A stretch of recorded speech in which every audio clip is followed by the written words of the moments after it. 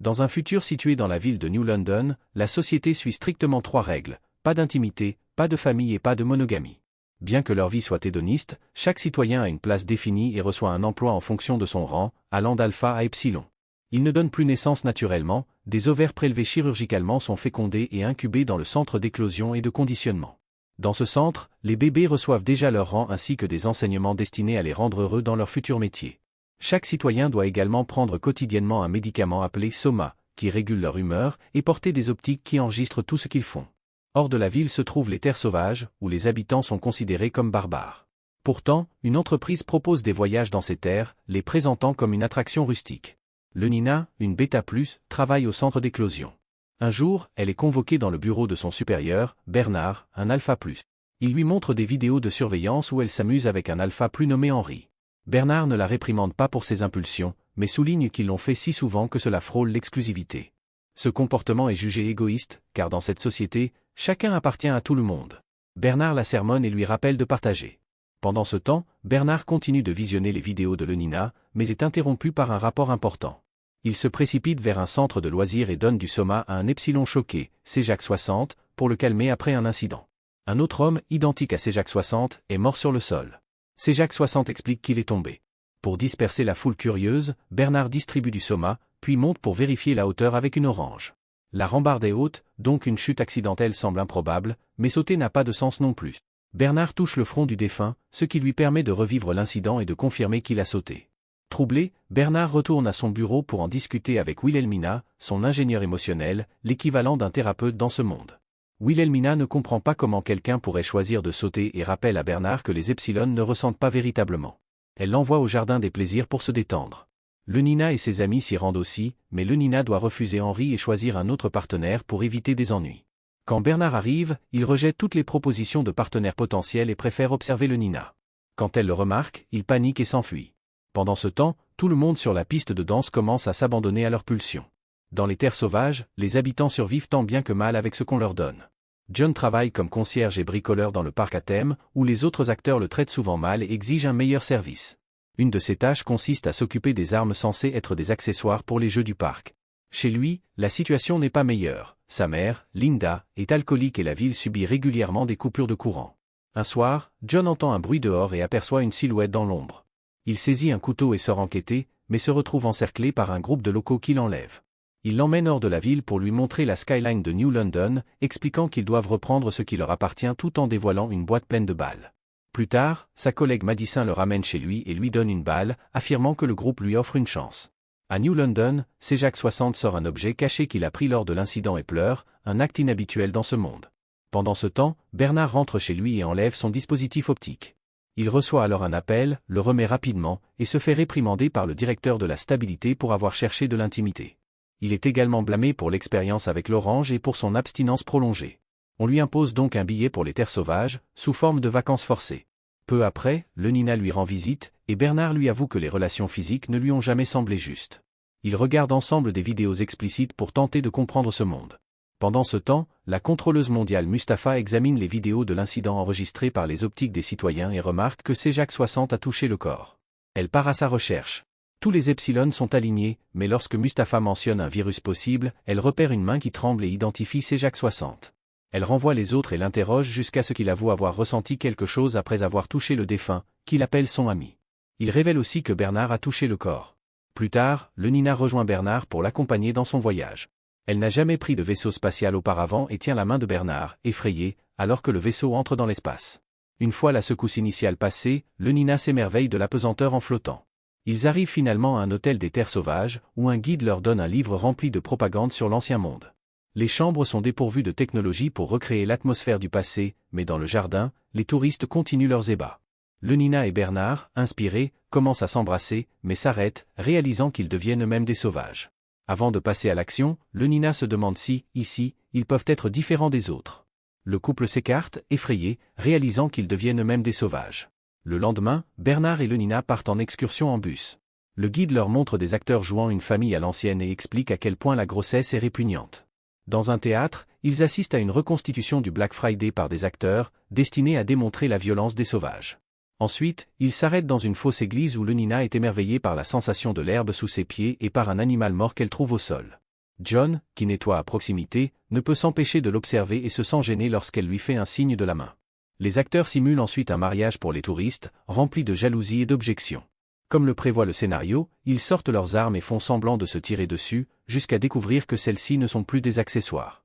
En réalité, la moitié des acteurs sont des rebelles, et d'autres membres de leur groupe arrivent rapidement pour ouvrir le feu sur les touristes, tuant la majorité d'entre eux. Bernard et Lenina prennent immédiatement la fuite, bien que Bernard se sente étourdi après avoir été blessé lors de l'attaque.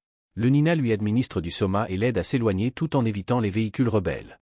À la fausse église, John vomit en voyant autant de morts. Un rebelle lui tend un couteau et lui demande de rejoindre leur cause pendant que le groupe part à la recherche des touristes échappés. Le soir, Bernard et Lenina parviennent à se cacher dans un vieux bâtiment, où Bernard perd connaissance.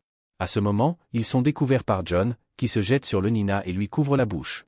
Peu après, Bernard se réveille et réalise qu'il se trouve, avec Lenina, dans la maison de John. Ce dernier veut les protéger, et Linda, sa mère, l'aide à extraire la balle de la blessure de Bernard.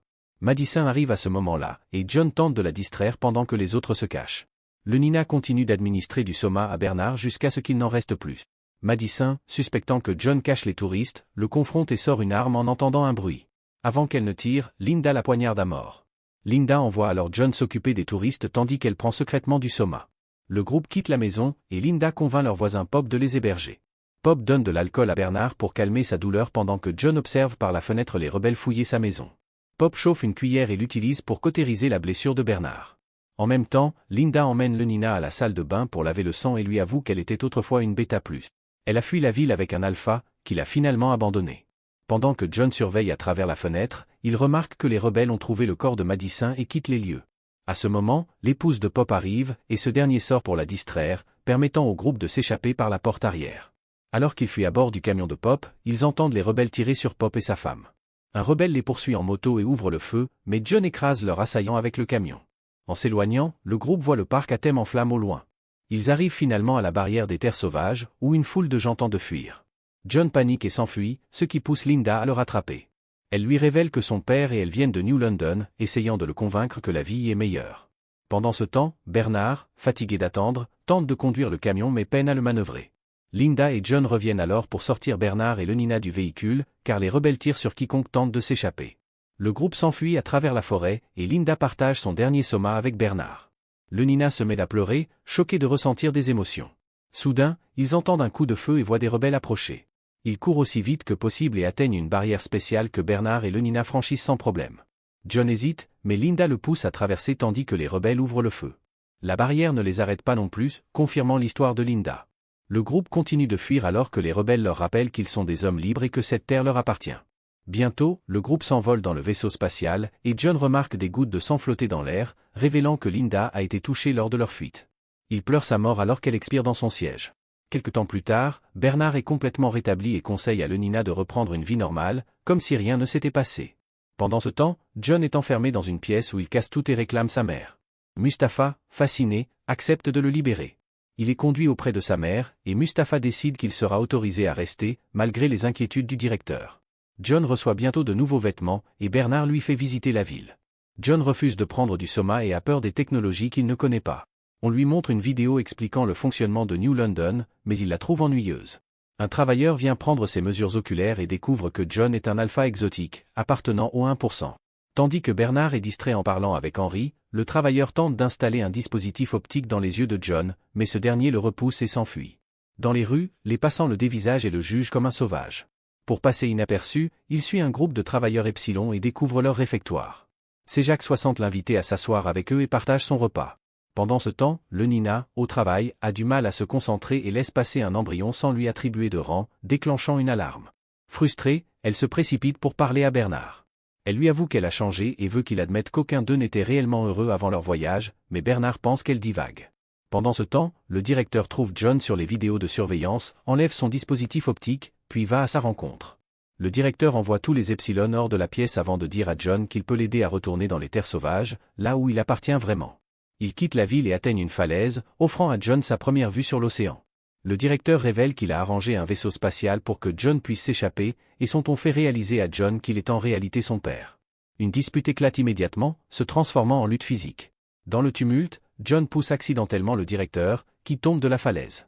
Terrifié, John retourne en ville et se fait discret. De son côté, Bernard se rend dans le bureau du directeur et trouve l'optique abandonnée, qu'il compare à celui de John.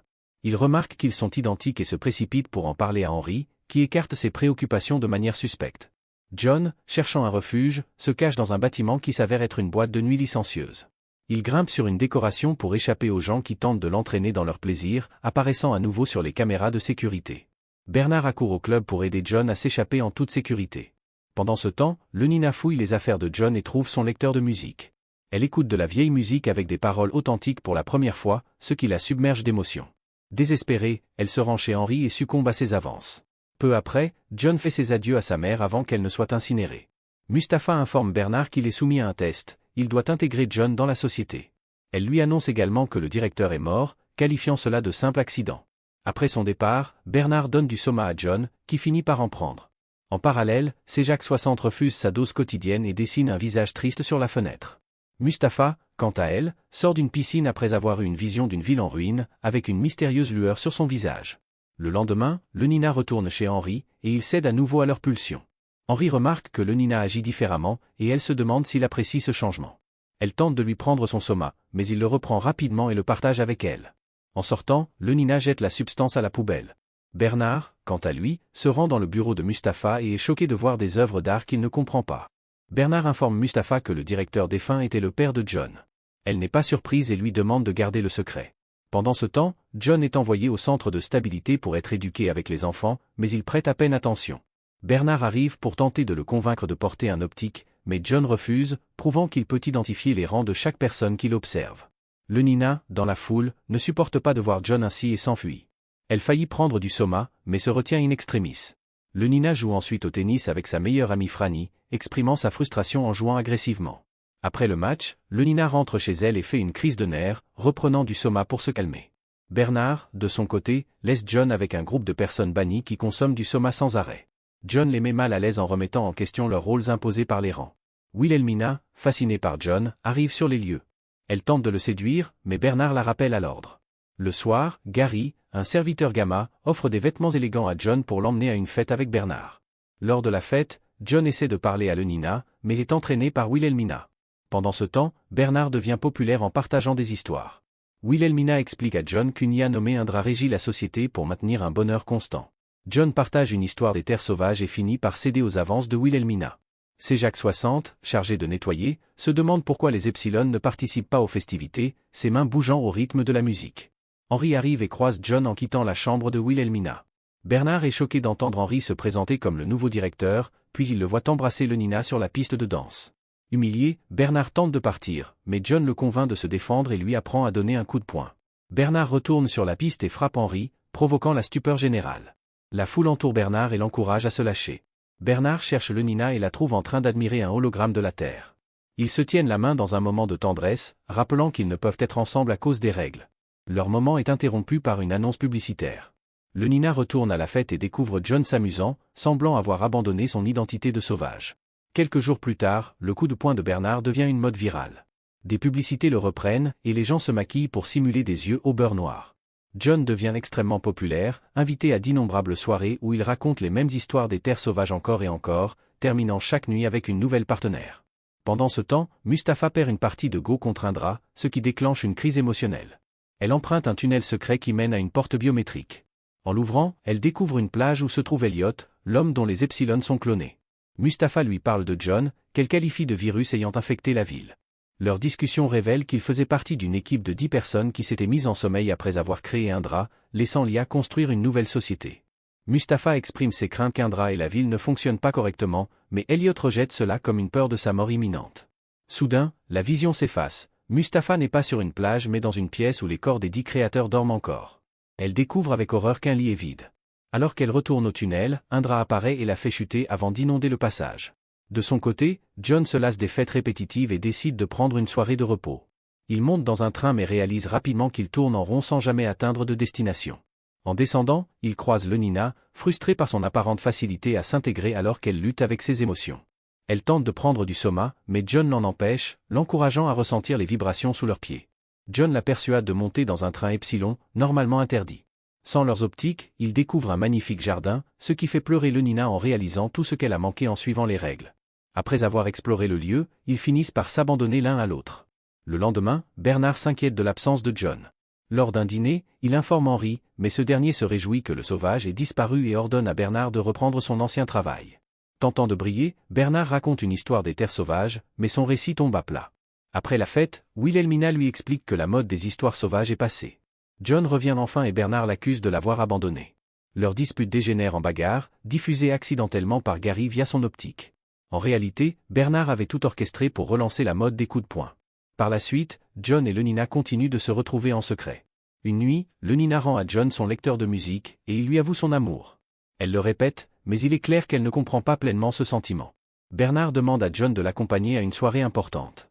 Bien qu'il ne veuille plus de fête, Gary le convainc d'y aller. Pendant ce temps, Mustapha se réveille après sa noyade et explore un ancien laboratoire de Soma Pharmaceuticals.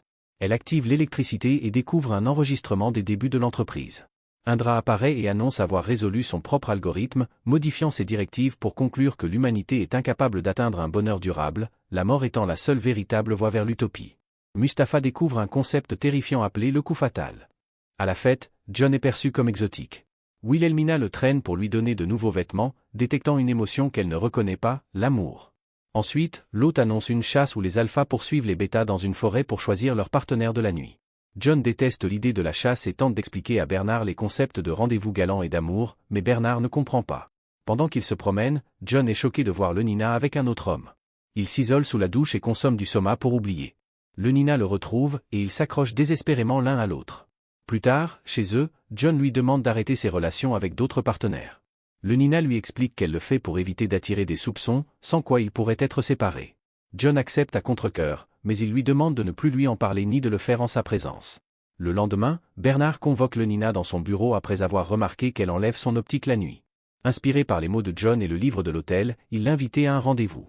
Lenina accepte pour jouer le jeu, et après le travail, ils regardent ensemble un coucher de soleil. Bernard tente de l'embrasser, mais Lenina le rejette, affirmant qu'ils ne sont qu'amis. Plus tard, chez Bernard, elle accepte une relation physique, mais il sent qu'elle agit par obligation et met fin à l'interaction avant de s'effondrer. Pendant ce temps, frustré, John se rend au réfectoire des Epsilon pour boire. Il discute avec Sejac 60, lui suggérant de se trouver un véritable nom. Après s'être vu refuser un autre verre, John brise un verre et prononce un discours sur l'absurdité de la ville. Inspiré, Sejac 60 brise également un verre, suivi par tous les Epsilon présents. Cette nuit-là, Henry rend visite à Mustapha, qui sombre dans la folie et divague sur l'inévitabilité de la mort. De son côté, John consulte Wilhelmina et lui avoue qu'il souhaite cesser de ressentir. Elle lui installe une optique, et en voyant les souvenirs d'enfance de John, elle est bouleversée par les émotions qu'elle n'a jamais connues. Lorsqu'elle tente d'effacer les souvenirs douloureux, la chute de l'ancien directeur apparaît. Paniqué, John s'enfuit. Sa déambulation désorientée dans les rues est diffusée, suscitant les rires de la population. Bernard l'intercepte et voit la chute du directeur à travers ses souvenirs. De retour chez lui, Bernard interroge Gary jusqu'à ce qu'il avoue la relation entre John et Lenina. Sejac 60 approche John, et ils discutent de la ville et de ses injustices, rassemblant un public d'Epsilon curieux. Wilhelmina, de son côté, explore les émotions humaines à travers les souvenirs de John et est submergée par leur intensité, jusqu'à en pleurer. Bernard, quant à lui, confronte Henry, qui avoue que Mustapha a perdu le contrôle et que la mort du directeur n'était probablement pas accidentelle. Pendant ce temps, Franny confronte Lenina sur son comportement étrange. Lenina esquive les questions, mais Franny découvre le livre de l'hôtel. À cet instant, John espionne Lenina via une optique et la voit avec un autre homme, ce qui le met en rage. Après la fête, Lenina rejette les avances des autres et affirme qu'elle seule décide de son corps. Mustapha, de son côté, joue au go avec Indra et introduit une pièce d'échecs, symbolisant John comme un imprévu. Bernard visite Wilhelmina et la trouve transformée, refusant le soma et portant des vêtements ordinaires. En colère, il lutte avec elle pour obtenir la copie des souvenirs de John, confirmant que le directeur a été poussé. Quand Lenina rentre chez John, il exige qu'elle détaille sa soirée, mais il finit par admettre qu'il l'a espionnée. Lenina, frustrée, s'enfuit. Furieux, Bernard lutte avec Wilhelmina pour lui arracher la copie de la vidéo, la jetant accidentellement au sol. Il visionne ensuite les souvenirs de John et confirme que le directeur a été poussé. Quand Lenina rentre chez elle, John lui fait raconter tout ce qu'elle a fait avec l'homme inconnu, tout en lui infligeant les mêmes actes. Cependant, il finit par craquer et avoue qu'il l'a espionné, expliquant que le véritable amour doit faire souffrir. Frustré, Lenina quitte l'appartement en courant. Bernard apporte la vidéo à Henry, qui traverse une crise existentielle, et lui dit de gérer la situation. Rapidement, la vidéo de la mort du directeur est diffusée dans tout Londres et est vue par Lenina. Bouleversée, elle se précipite vers l'appartement de John. À la place, elle y trouve Franny, qui pense que le Nina a besoin d'un reconditionnement. Terrifié, le Nina s'enfuit à nouveau. Alors que John marche dans les rues, les habitants envoient sa position à Bernard. John tente de se cacher dans un tunnel, mais il se retrouve soudainement entouré par des Epsilon. Bernard arrive également sur les lieux, mais la moitié des Epsilon crée une barrière entre les deux hommes, tandis que l'autre moitié emmène John. Dans les jardins, Henry remarque que les Epsilon ne nettoient pas correctement. Lorsqu'il essaie de les réprimander, ils l'encerclent et le poignardent à mort avec leurs outils de nettoyage. Peu de temps après, Mustapha nomme Bernard nouveau directeur, et ce dernier promet de s'occuper de John. Pendant ce temps, Franny se rend d'elle-même pour subir un reconditionnement. À l'usine d'incubation, les autres travailleurs reprochent à Lenina la décision de Franny, la qualifiant de mauvaise influence. Lenina explique qu'elle mène une vie meilleure. Lorsque Bernard tente de la convoquer dans son bureau, elle retire son implant optique, le piétine et s'en va. Lenina se rend à l'appartement de John et découvre que Gary continue de cuisiner chaque jour, même si John n'est plus là. Elle prend le lecteur de musique et annonce qu'elle quitte New London. Pendant ce temps, Bernard vérifie le reconditionnement de Franny et constate que tout semble normal. Après son départ, il est révélé que Franny a reçu une matraque électrique pour une mission. À la cafétéria des Epsilon, CJAC-60 demande à John de devenir leur leader. John, frustré, jette un bol de nourriture et tente d'expliquer qu'il ne sait pas quoi faire. Un Epsilon nerveux prend du soma pour calmer la situation, ce qui met John en colère. Il arrache le distributeur et déclare que c'est là l'origine de leur problème. Il leur demande de choisir entre être heureux ou être libre, ce qui pousse les Epsilon à abandonner leur distributeur. John essaie alors de partir, mais CJAC-60 le force à rester. Pendant ce temps, Wilhelmina rend visite à Mustapha pour lui montrer les souvenirs de John. Il s'avère que certains fichiers d'Indra se sont mélangés aux images, et Wilhelmina a également trouvé les souvenirs de Mustapha. Wilhelmina pense que Mustapha était autrefois une mère, mais Mustapha refuse d'en parler et la chasse. Tandis qu'Indra observe Mustapha, les employés de l'usine d'incubation découvrent, choqués, qu'aucun nouvel embryon n'est produit. Lenina tente de quitter la ville, mais elle est encerclée par Franny et d'autres collègues qui l'assomment. Peu après, Gary apporte de la nourriture à John et lui transmet le message de Lenina. Désespéré de la retrouver, John accepte d'aider les Epsilon. Ensemble, ils s'infiltrent dans l'usine de Soma pour détruire toute la réserve. Rapidement, les citoyens commencent à faire des crises nerveuses à travers la ville, incapables de gérer leurs émotions. Certains employés se tournent vers Bernard pour obtenir des explications, mais il se contente de leur dire que les choses s'amélioreront bientôt. Les habitants commencent à se battre pour trouver le moindre Soma disponible, et un Bernard effrayé cache sa propre réserve. En regardant par la fenêtre, il est horrifié de voir que certaines personnes commencent à se supprimer elles-mêmes. Ensuite, Jacques et les Epsilon arrivent en ville pour chercher le Nina. Cependant, les Epsilon commencent à tuer des gens au hasard, affirmant qu'ils suivent l'exemple de John. John est incapable de les arrêter et doit assister impuissant au massacre. CJAC-60 trouve Bernard, qui lui explique qu'il se sent différent depuis qu'il a touché l'Epsilon mort. Cela pousse CJAC-60 à décider de ne pas le tuer et à lui demander de se cacher. Les Epsilon trouvent le groupe de Franny et tentent de les attaquer, mais Franny se défend avec la matraque électrique. Cette distraction permet à Lenina de s'échapper. Franny la poursuit, mais s'immobilise soudainement, expliquant que ce n'est pas réellement elle et que le reconditionnement la contrôle. Lenina parvient ainsi à fuir à nouveau. Après avoir discuté avec Bernard, CJAC-60 essaie d'arrêter les autres Epsilon, mais il refuse d'écouter, et le massacre continue. Mustapha finit par arriver et demande à CJAC-60 de la suivre jusqu'à un tunnel secret. Bernard tombe sur John et ils se rejettent mutuellement la faute pour tout ce qui s'est passé. Il retrouve également Lenina, et John tente de lui demander de partir avec lui, mais Lenina pense désormais que tout ce que touche John finit par être détruit et hésite à accepter. Dans une salle secrète, CJAC-60 traverse un hologramme de forêt en poursuivant son ami décédé. Mustapha lui explique que ce n'est pas réel et lui demande de retirer son implant optique. CJAC-60 tente de le retirer avec ses doigts, mais échoue. Il utilise alors un objet de l'incident pour le couper. Il voit enfin la pièce contenant l'équipe endormie, et Mustapha lui explique que leurs esprits sont connectés au système qui le maintient en fonctionnement. Elle demande l'aide de CJAC-60 et ensemble, ils commencent à couper l'alimentation de chaque lit. La ville continue de sombrer sous l'attaque des Epsilon, et la situation empire lorsque l'électricité est coupée. Bernard, dans son bureau, a soudain la même vision de ville détruite que Mustapha. Il se retrouve dans un décor rouge où Indra apparaît, lui demandant de s'allier avec elle et lui montrant une vision où les rebelles le choisissent comme leader dans les terres sauvages. Au même moment, CJAC-60 trouve le lit d'Elliot, et après un contact, décide de l'étrangler à mort. Cela met fin à l'attaque des Epsilon dans la ville. Peu après, Bernard se réveille près d'une falaise avec une boîte dorée à ses côtés. Wilhelmina est également là et révèle qu'elle a eu la même vision que lui. Ils partent ensemble à bord du vaisseau laissé par le directeur. Ils arrivent dans les terres sauvages pour rencontrer les rebelles. Bernard montre le contenu de la boîte au chef, qui accepte de s'allier avec lui. Alors qu'ils partent dans un camion, une lueur étrange apparaît dans les yeux de Bernard. Plus tard, Mustapha retrouve Lenina et la nomme nouvelle directrice. Pendant ce temps, John est connecté à une simulation qui lui fait croire qu'il mène une vie heureuse avec sa bien-aimée.